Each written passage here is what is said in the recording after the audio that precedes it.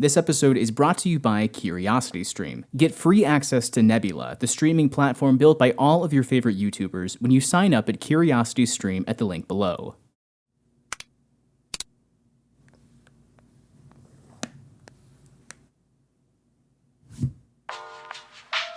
As we're coming out of the nightmare that the last year and a half has been, I want to do something a little bit different here on the channel.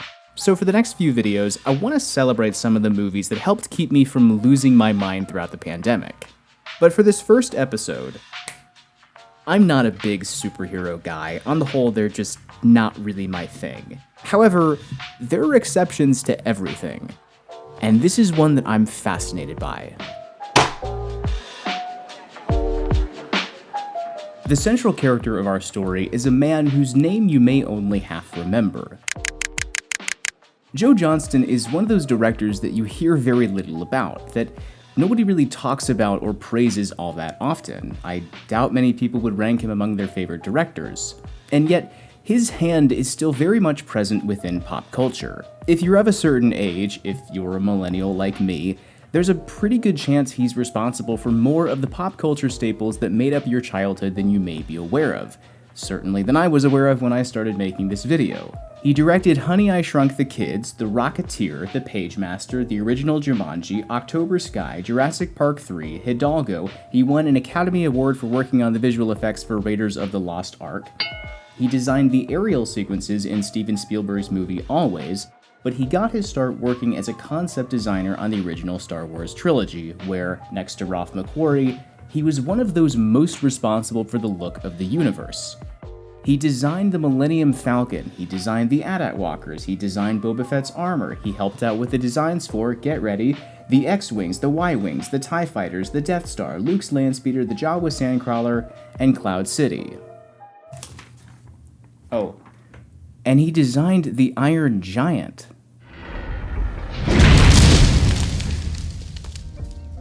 Now, Johnston's had something of an odd career as a director. He's been brought in last minute a number of times to help salvage productions whose original directors had left and whose productions were on the brink of collapse. That's what happened with Honey, I Shrunk the Kids and The Wolfman and that Keira Knightley Nutcracker movie that no one saw a couple years ago. His name was even tossed around as a potential replacement for Solo after Lord and Miller were canned, and it isn't difficult to see why. His lineup of films may not be the most impressive or the most exciting, but for as odd as it's going to sound to praise something like this, I genuinely mean it wholeheartedly. There is an efficiency found within just about all of them. There's a workman-like quality to his storytelling. It gets the job done. It's functional rather than flashy. It's not grand or even necessarily sweeping. If anything, his movies are almost aggressively simple. But again, I don't mean that negatively, because they're almost all reliably tight and compact. We'll talk about this more in a minute, but excluding the end credits, The Rocketeer runs a sharp 104 minutes, and there's not an ounce of fat on it. Johnston is the complete polar opposite of a Tarantino type who gloriously revels in self-indulgence. There's an economy to his movies. Even a lesser work like Jurassic Park 3 fits that bill entirely. It's not a great movie by any stretch of the imagination, but it's also not incompetent like its nasty reputation would suggest. Eric!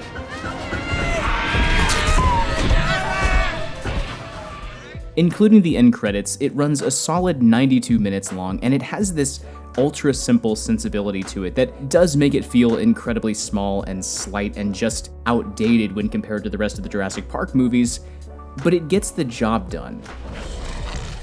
For all of its silliness, Alan! It's an efficient movie. It gets in, it gets out, it doesn't outstay its welcome, and the characters, their goals, and the stakes are all clear and precise. No, it doesn't have the ideas and the intelligence of the first film, but it's a functional little B-movie in its own right. And in the best of ways, that's a sentiment I think you could apply to the majority of his movies. There is, however, one primary idea, one major aesthetic that runs through nearly all of his films, certainly the best of them. If every director has their own obsessions, then Joe Johnston's, I would argue, is a little thing we used to affectionately call the American dream.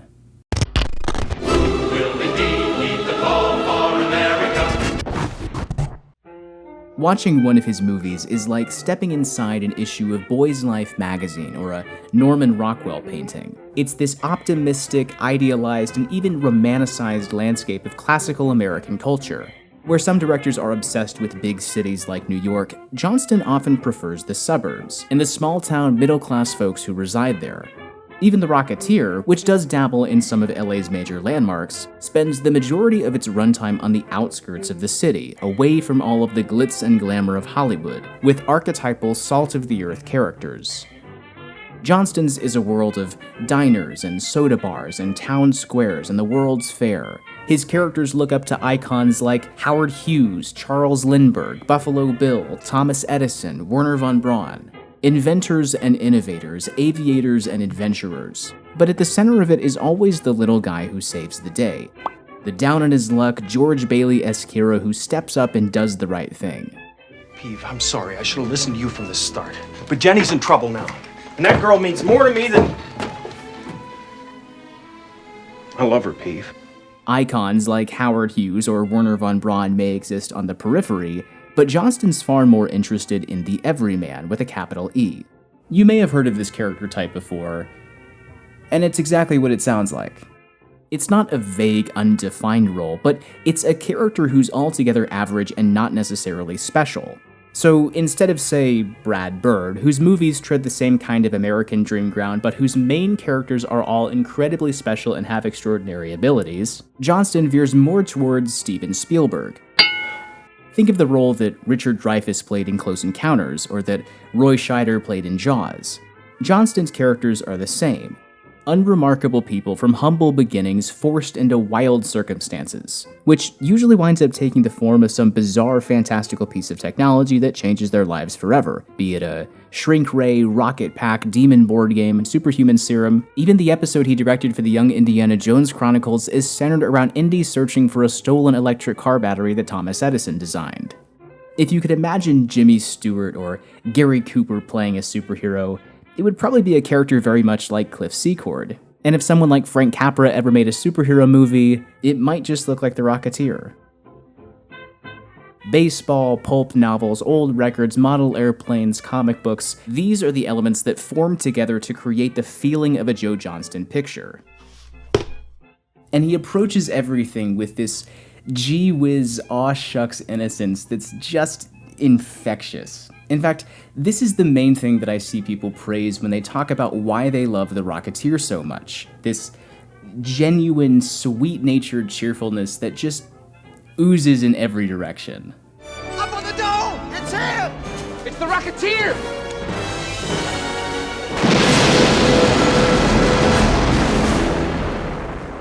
Go get him, kid. And yeah, it can get fairly hokey in a Leave It to Beaver, father knows best kind of way, but gosh darn it, it's just so sincere and heartfelt, and I think that that's key to all of this. His movies are virtually free of snark and cynicism. Yeah, they're cheesy, but it's the best kind of cheese. James Horner's score for The Rocketeer is the perfect example of this. I know that it's cloying, and I know that it's mawkish, but every time that main theme starts to swell, I just kind of melt.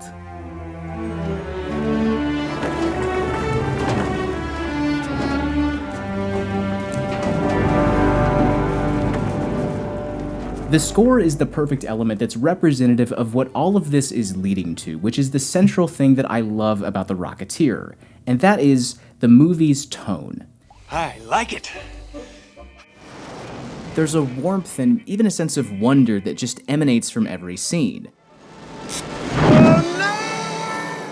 All of the Americana iconography, the gangsters, the feds, the locations, the Art Deco design, it's all just so much fun.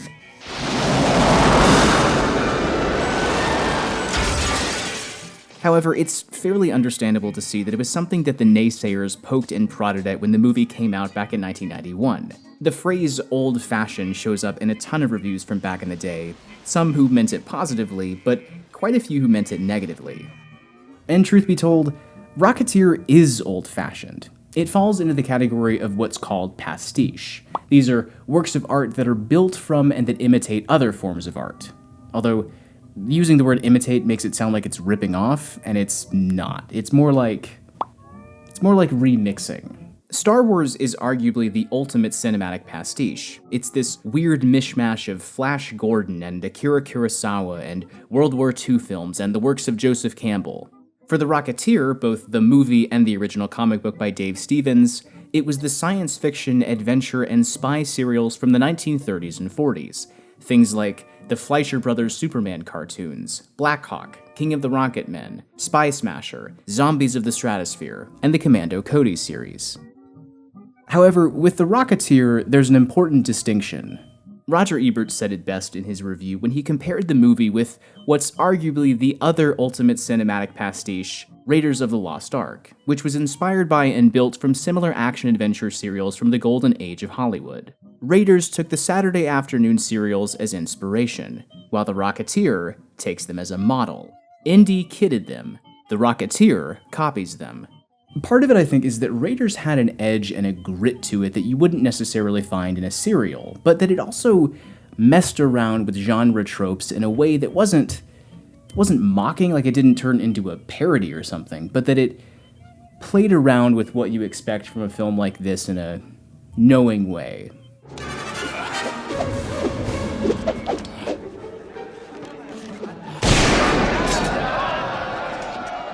The Rocketeer doesn't really do that. It's much more of a straightforward adventure serial. So, it is old-fashioned, and I kinda love that about it. What was it like, strapping that thing to your back and flying like a bat out of hell? It was the closest I'll ever get to heaven, Mr. Hughes. There's an interesting comparison I think you could make that helps highlight what I think it gets so right. Do you remember the movie Sky Captain in the World of Tomorrow? Repeat, calling Sky Captain. Come in, Sky Captain. This is Sky Captain. I'm on my way. That was very much a pastiche in its own right, based on just about all of the same things as The Rocketeer. And yet for all of that movie's imagination, and it had imagination in spades, it didn't have the same spark, the same energy or the same sense of humor that The Rocketeer did. It had a stiff and even sterile feeling. To be fair, it was one of the first digital backlot films, so revisiting it in the year 2021, when the technology has advanced so far, you're bound to think that things look dated. But a number of The Rocketeer's effects look just as dated, and yet I don't think it detracts from the movie. I hate the phrase style over substance, but it applies, because Sky Captain is like design over heart. Its characters feel more like silhouettes, like wooden imitations of old archetypes, whereas Rocketeer's characters are certainly not complex in any way, shape, or form, but are concise and natural, and the chemistry between them is much jollier. Yeah, and what? Wait 6 months? A year? We made a living with that plane. Well, maybe it's time to get a real job.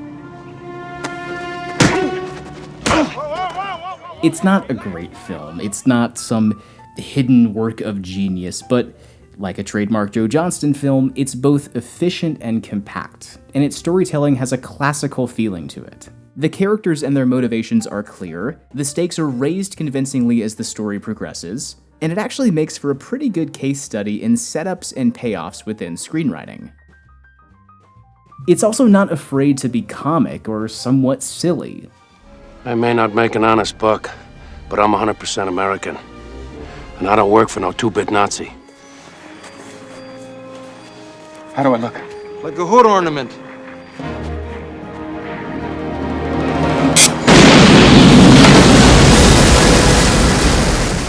Bill Campbell, God bless him, I can't name a single other movie that he's ever been in, he's good. He's good. He's a solidly effective, if not entirely charismatic everyman. Peavy, put it in neutral. What? Put it in neutral! You steer, I'll push!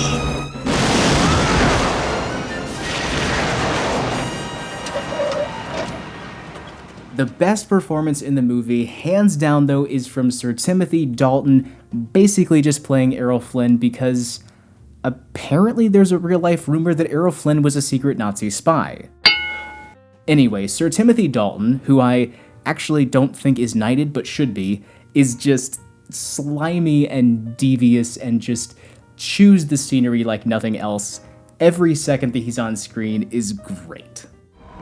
Everything about you is a lie. It wasn't lies, Jenny. It was acting.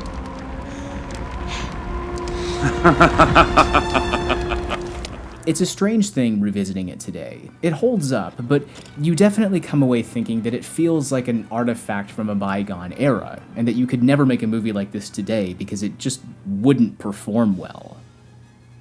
But the irony in that is that, yeah, you couldn't do it today, but you also couldn't do it then. Because this thing flopped. By the end of its theatrical run, The Rocketeer, which had a budget in the neighborhood of $40 million, only managed to put up a domestic gross of $46 million. Naturally, the question that I've thought about while making this video is why? It's impossible to fully determine why any movie flopped, but there are a number of possibilities we can consider. For one, The Rocketeer just came out at a bad time. It was released at the end of June in 1991, 1 week after Robin Hood, Prince of Thieves, and 2 weeks before Terminator 2, both of which became the top 2 highest-grossing movies of that particular year.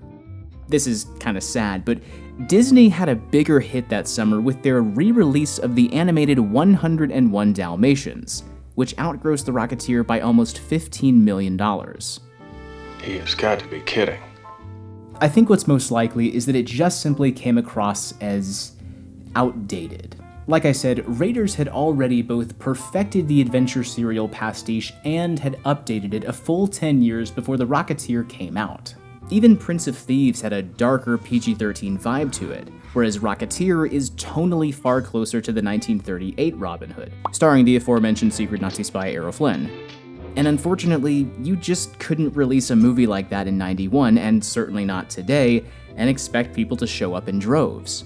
Scott Mendelson, who writes for Forbes magazine, made a great point about the movie quite possibly falling into the trap of looking like this year's variation on last year's smash hit. Studios do this all the time. A movie hits it big, and then everybody rushes in over the next few years with their own version of the same thing.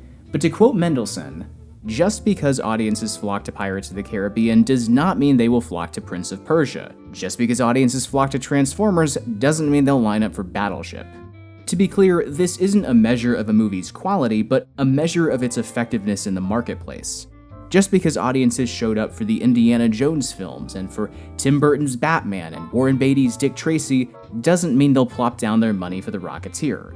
For as crowded a summer as 1991 was, there was most likely an antiquated feeling about the movie. It's the Flying Man! It's the Rocketeer.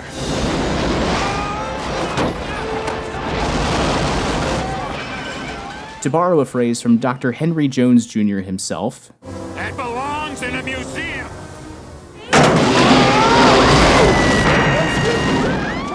it was also a movie that rode that weird middle ground of being slightly too adult for the younger crowd, but also appearing too kiddie for the adults, or more importantly, the older teenagers. Think of it like music. Which one do you think will appeal more to the kids? Nirvana, since this was the early 90s, or Cole Porter? When they begin, the beginning. The Art Deco poster is the ultimate example of this. I love it, I think it's amazing, but to the average moviegoer, it's just not enough. It's going to appeal to a certain subset of people, but just not enough for mainstream success. And that is the punchline in all of this. The sad truth is that The Rocketeer was probably always destined to be a small niche interest rather than a mainstream one. I've seen people suggest that it was one of those movies that just simply came out ahead of its time. But when was its proper time? Apart from the 1930s. Even if this had come out 10 years later in the early 2000s when the genre was really taking off at the box office, I still don't think it would have performed any better. Plus, the significant majority of movies like this, diesel punk, steampunk, all the punks, with a few exceptions, they're reliable box office duds. But they almost always wind up finding an audience later on down the road.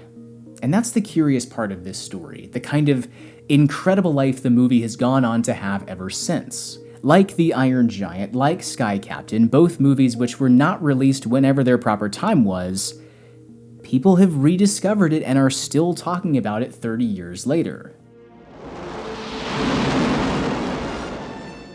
In that regard, it's one of the only superhero films to have had a life like this. There are plenty of examples of box office successes that later wound up being pretty much dismissed as not particularly very good, but there aren't that many box office flops that went on to become such beloved cult classics. Sure, The Shadow and Ang Lee's Hulk and Howard the Duck have their defenders, but I don't think to the same extent that The Rocketeer has. The only comparison I think would be with Zack Snyder's Watchmen, a similar flop that opened to a fairly muted reception that's had a pretty good life since its release. Like I said at the beginning of all of this, I'm not the biggest superhero guy, but I have to say that the genre as it existed on screen in the 1990s is fascinating. It was like the Wild West. And The Rocketeer's place in all of that is really interesting, because it's not only one of the handful of 90s superhero movies that have gone on to have a really good life in the years since, but it's one that, for the most part, is played pretty straight. Like Richard Donner's Superman or Sam Raimi's Spider-Man, it manages this tight balance between taking itself seriously while also maintaining a lightheartedness. Sure, it can get a bit silly, and there's a discount Dick Tracy assassin thrown in, but it's nowhere as pulpy as it could have been, and it's not even that tongue-in-cheek.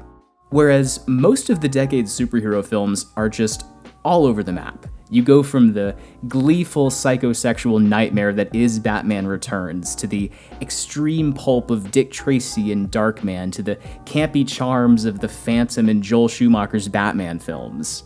And in that respect, The Rocketeer's place is pretty distinct, I think. Now, as I begin to wrap all of this up, apparently there have been rumors of a sequel or a reboot recently. Blake Griffin was attached to produce a new film a few years ago. I don't know if that's still a thing. Regardless of whatever happens, we actually already have a Rocketeer sequel.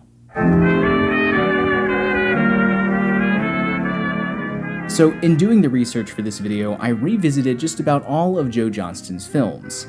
And that of course included the one and only Captain America: The First Avenger. By the way, because this movie is now a decade old, I'm retroactively making this whole video a 10 years later episode. Gotta stay on brand. I actually did see this when it came out in 2011, but by that point in time, my interest in superhero movies was pretty heavily on the decline, and the only reason I went and saw it is because I tagged along with some friends who were interested in seeing it. To that point, and I'm not just saying this, I didn't make this up for the video, it actually happened. It was one of the 2 occasions in my life where I have actually fallen asleep in a movie theater. So I'd never actually seen the full thing before sitting down to make this video. And you know what? Captain America: The First Avenger is kind of pretty good.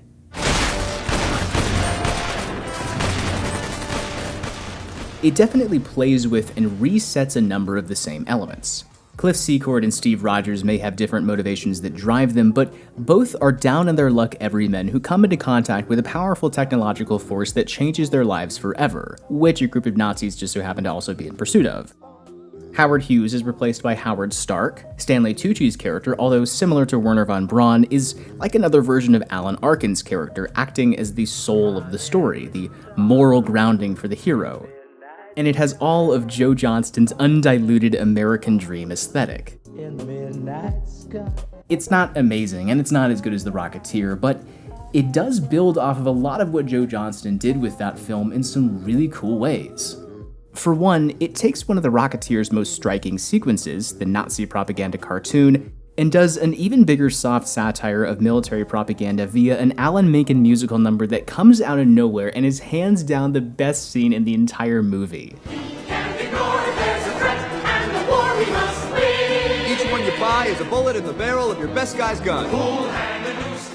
Had there been an actual Rocketeer sequel set during the Second World War, you could easily picture it having a sequence where Cliff Secord is used by the military in this exact way. It's very much a sibling film in that respect, a spiritual sequel built from many of the same ideas, but this time done on a much bigger scale. I mean, design-wise, it's way pulpier than The Rocketeer.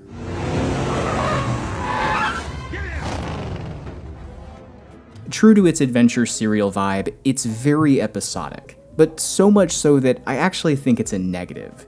That middle section where Rogers is used to sell war bonds is so well done and is such an unexpected turn from this kind of movie that I would have loved to see it really stretched out and expanded upon.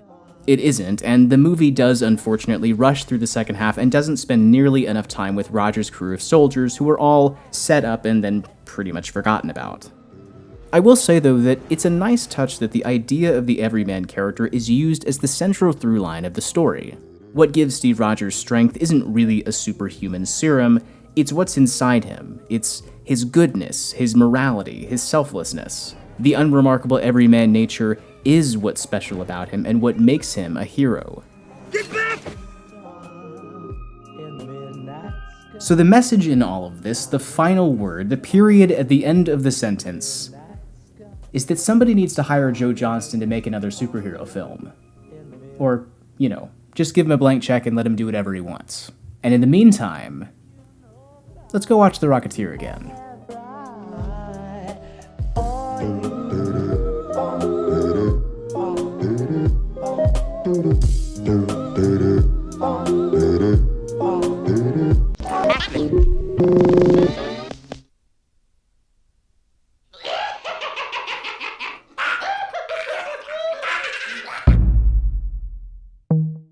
If you've been watching my channel for a while, you probably know that I'm always trying to strike a balance in the topics that I choose. Film history is such a fascinating and rich subject full of new avenues to always discover. But one of the problems with that is that YouTube's algorithms tend to favor videos that only talk about the most popular films being released. And that's why I want to tell you about Nebula, a subscription-based streaming platform developed by and featuring creators like myself. It's a place where we can experiment with different kinds of content without the headaches of demonetization and the effects of the YouTube algorithm. It's a place where you can not only watch my videos ad-free, but it's a place where you can also check out some really incredible original content. But it gets even better. I'm sure you've heard of CuriosityStream, but if you haven't, they are a wonderful home to thousands of top-quality documentaries and non-fiction shows on a wide variety of subjects. If you liked my video about The Rocketeer and are interested in the time period in which it's set, check out their great series, Pioneers in Aviation, which chronicles the industry from the earliest days with the Wright brothers through the boom in progress in the 20s and 30s and up to the space race of the 50s and 60s. Now, the good folks at CuriosityStream have partnered with Nebula to create a bundle. So if you sign up for CuriosityStream using the link below, you'll get Nebula for free. 2 streaming services for the price of 1. So much amazing content to dive into, and by signing up, you'll be supporting independent creators like myself. So head over to the link in the description to sign up today. Thanks so much for watching, everybody. I hope you enjoyed this first episode of the new summer series. I'm really excited about the next couple of episodes, and I can't wait to start working on them. If you liked this video and want to support the channel, be sure to check out my Patreon page, where every dollar donated goes towards making these videos as absolutely best as they can be.